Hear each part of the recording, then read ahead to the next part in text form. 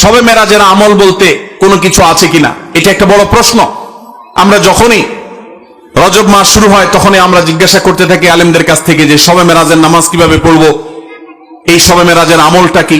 শবে মেরাজ উপলক্ষে সারা রাত জেগে ইবাদত করা এবং শবে মেরাজ উপলক্ষে 26তম দিন পার হয়ে 27তম রাত যখন শুরু হয় তখন সাহারি খেয়ে 27 রজবে রোজা রাখা, এটা আমাদের সমাজে বহুল প্রচলিত।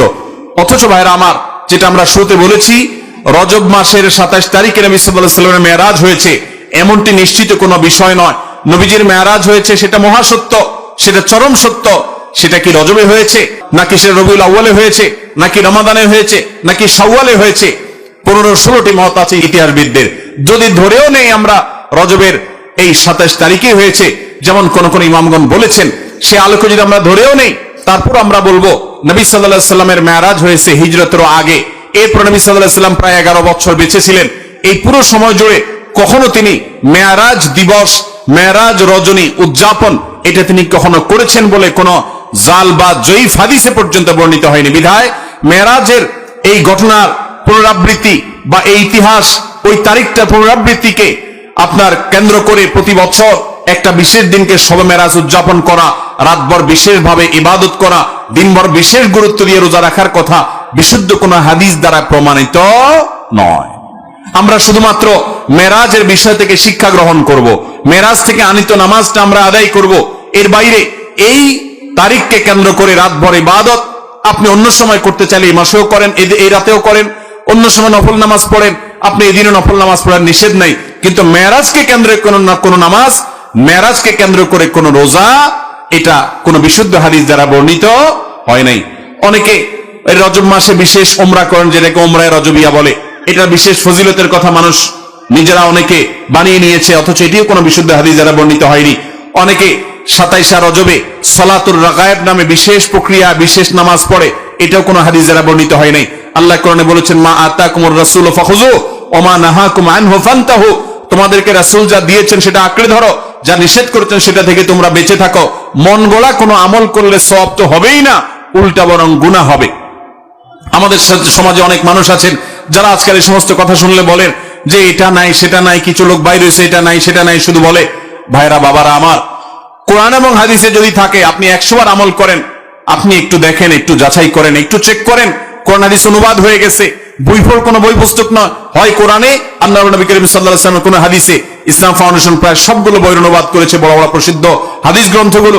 আপনি চেক করে দেখেন যে মেরাজের রাতকে কেন্দ্র করে, মেরাজের দিনকে, দিবসকে কেন্দ্র করে কোনো আমল সাহাবায়ে কেরাম করেছে কিনা, নবী সাল্লাল্লাহু আলাইহি ওয়াসাল্লাম করেছে কিনা। তিনি যদি করে আপনি কেন করবেন না? আর যদি তিনি না করেন তো মনে রাখবেন, দেখতে মনে হয় নামাজ ভালো জিনিসই তো, আবার এখানে বাধা কেন? অনেকে বলেও যে রাত্রে মানুষ নামাজ পড়বে, চুরি তো করবে না, গান তো শুনবে না, তাহলে কিছু হুজুররা বাধা কেন দেয়? ভাইরা আমার, নামাজ আপনি পড়েন, এটাতে কোনো সমস্যা নেই, কিন্তু এই রাতে কোরআন হাদিসের নির্দেশ, ইসলামের নির্দেশ মনে করে যদি কোনো কাজ করেন, অথচ ইসলাম আপনাকে নির্দেশ করে নাই, তাহলে সেটা হলো মনগড়া আমল। মনগড়া আমলকে বলা হয় বিদআত, আর বিদআত হলো গোমরাহি, ভ্রষ্টতা। ওয়া কুল্লু দালালাতিন ফিন্নার, আর নবীজি বলেছেন সকল ভ্রষ্টতার ঠিকানা কোথায়? জাহান্নাম। আমরা যখন খেতে চাষ করি, চাষ করলে শুধুমাত্র যখন আপনি ধানের গাছ লাগান, শুধু ধান গাছ হয় না সাথে আগাছাও হয়? আগাছা দেখতে ধানের মতো না? আমরা কি সে আগাছাগুলো রেখে দেই নাকি আস্তে আস্তে তুলে ফেলে দেই? যদি কেউ মনে করে আরে ধান গাছ তো অল্প একটু জায়গাতে আছে, আগাছা আগাছার জায়গায় হয়েছে, সমস্যা কি? এই বেচারাকে তুলে কেন মেরে ফেলতে হবে? থাকুক না, ধান গাছও থাকুক, ওইটাও থাকুক, তাহলে ধানের ফসলের ফলন ভালো হবে। আপনার ঈমান এবং আমলের ফলন যদি ভালো হতে হয়, তাহলে বিদআত এবং মনগড়া আমল এগুলো থেকে নিজেকে সরাতে হবে। আপনি এমনি নিজে থেকে নফল আমল করেন, সেটা ভিন্ন কথা, কিন্তু বিশেষ কোন দিবসে কোরআন হাদিসে আছে বা ইসলামের নির্দেশ মনে করে, বিশেষ ফজিলত মনে করে যখন করবেন, তখন সেটা বিদআতে পর্যবসিত হবে। অতএব মেরাজ এটাকে উদযাপন নয়, আসুন মেরাজকে উপলব্ধি করার চেষ্টা করি। মেরাজকে ঘটা করে পালন করা নয়, বরং মেরাজের শিক্ষাগুলো দিয়ে আমাদের জীবনকে আমরা সাজাবার চেষ্টা করি। চেষ্টা করবো তো ইনশাআল্লাহ। আল্লাহ রাব্বুল আলামিন আমাদের সবাইকে মেরাজের এই গুরুত্ব বুঝার তৌফিক দান করুন। এই মেরাজের অন্যতম বড় শিক্ষা হলো আমাদের প্রিয় নবী সাল্লাল্লাহু আলাইহি ওয়াসাল্লামের মর্যাদা কত বেশি। এই মেরাজ থেকে আমরা উপলব্ধি করার সুযোগ পাই, কারণ তিনি তার হাবিবকে ডেকে নিয়ে গেছেন এবং অন্য নবীদের সাথে সাক্ষাৎ করিয়েছেন, নবী এবং রাসূলদের ইমামতি করিয়েছেন। এতগুলো বিষয় দিয়ে আল্লাহ তাআলা প্রমাণ করেছেন তার হাবিবের মর্যাদা কত বেশি।